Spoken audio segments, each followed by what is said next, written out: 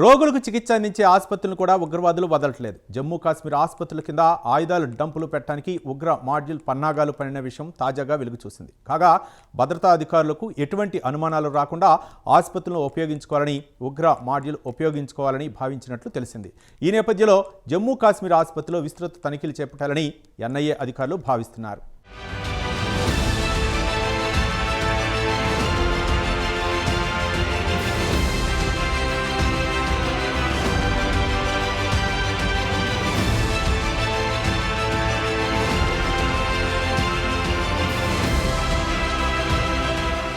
ఢిల్లీ పేలుడు ఘటన వెనుక జైషే మహమ్మద్ ఉగ్ర మాడ్యూల్ పన్నాగాలు ఒక్కొక్కడిగా బయటపడుతున్నాయి.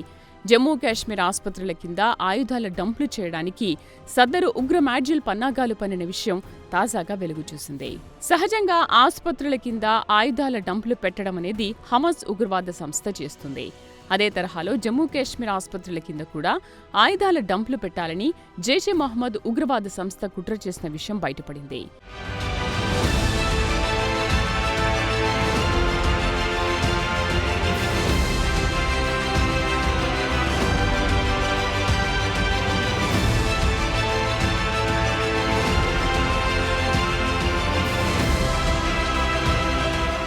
ఉగ్ర డాక్టర్ ఆదిల్ అహ్మద్ను ఇటీవల పోలీసులు అరెస్ట్ చేసిన సంగతి తెలిసిందే.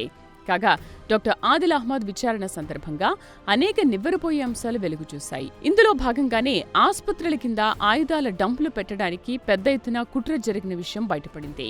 కాగా ఢిల్లీలోని ఎర్రకోట పేలుడుకు అలాగే ఫరీదాబాద్ ఉగ్ర మాడ్యూల్కు సంబంధాలున్న సంగతి తెలిసిందే.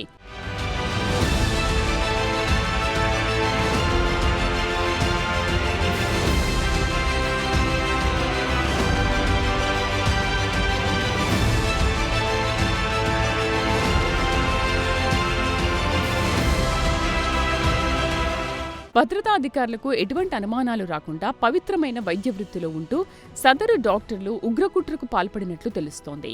ప్రధానంగా అనంతనాగ్, శ్రీనగర్, బద్గాం, బారాముల్లా, నౌగాంలలోని అనేక ఆసుపత్రులను విదేశీ కుట్రదారులు పరిశీలించినట్లు వెల్లడైంది.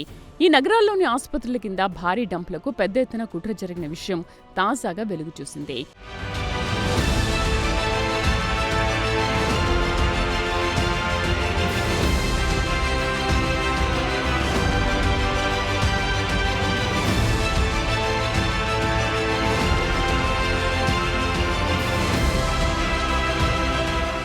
కాగా ఇజ్రాయెల్తో యుద్ధం సమయంలో హమాస్ ఉగ్రవాద సంస్థ ఇదే పని చేసింది. గాజాలోని అనేక ఆసుపత్రుల కింద ఆయుధాల డంప్ను స్టోర్ చేశారు. ప్రధానంగా భద్రతాధికారుల కన్నుగప్పడమే ఈ కుట్ర అసలు లక్ష్యంగా కనిపిస్తోంది. దీంతో ఉగ్ర డాక్టర్లకు హమాస్ నుంచి ఇందుకు సంబంధించిన సాంకేతిక సాయం అందిందా అనే ప్రశ్న తెరమీదకొచ్చింది. ఈ నేపథ్యంలో ఈ కోణంలో ఎన్ఐఏ అధికారులు దర్యాప్తు ప్రారంభించారు. అంతేకాదు రాబోయే రోజుల్లో జమ్మూ కాశ్మీర్ ఆసుపత్రుల్లో విస్తృత తనిఖీలు చేపట్టాలని కూడా ఎన్ఐఏ అధికారులు భావిస్తున్నారు.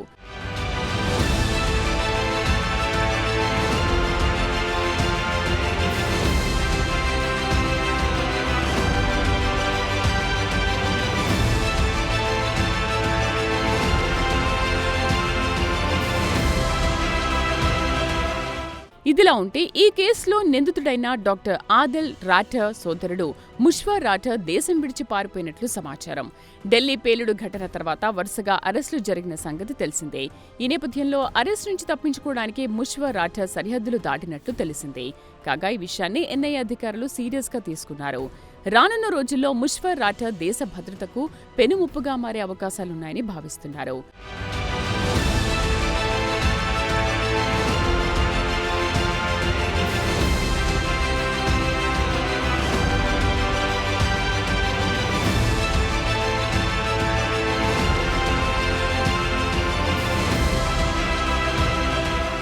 కాగా ముష్వర్ రాఠర్ కొంతకాలంగా కశ్మీర్ యువతను ఉగ్రవాదం వైపు ప్రేరేపిస్తున్నారు.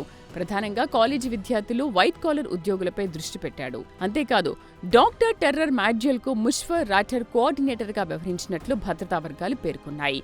రిమోట్ ఈఐడి దాడుల్లో కూడా రాఠర్ కు ఉగ్ర మాడ్యూల్ శిక్షణ ఇచ్చినట్లు సమాచారం అందింది. ఏదేమైనా ప్రాణం పోసే ఆసుపత్రులను కూడా ఉగ్రవాదులు వదల్లేదు.